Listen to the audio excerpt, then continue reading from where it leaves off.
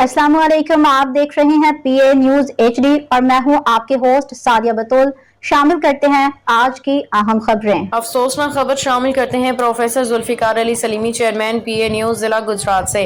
Pakistan television की senior अदाकारा आयशा खान की लाश उनके फ्लैट से बरामद। इब्तदाई इत्तलात के मुताबिक वो कराची में गुलशन इकबाल के ब्लॉक 7 के एक फ्लैट में अकेली रह रही थी। उनके फ्लैट से ताफुन फैलने पर पुलिस को इत्तला दी गई। उनके एक अजीज अदनान चौधरी की दरख्वास्त पर पुलिस ने फ्लैट का दरवाजा तोड़ के अंदर से एक हफ्ता पुरानी लाश बरामद की है।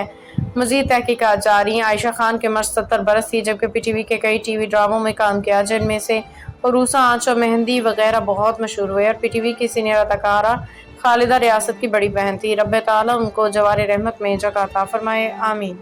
न्यूज स्टूडियो से अब तक के लिए इतना ही। मजीद खबरों और अपडेट्स के लिए देखते रहिए पीए न्यूज एचडी।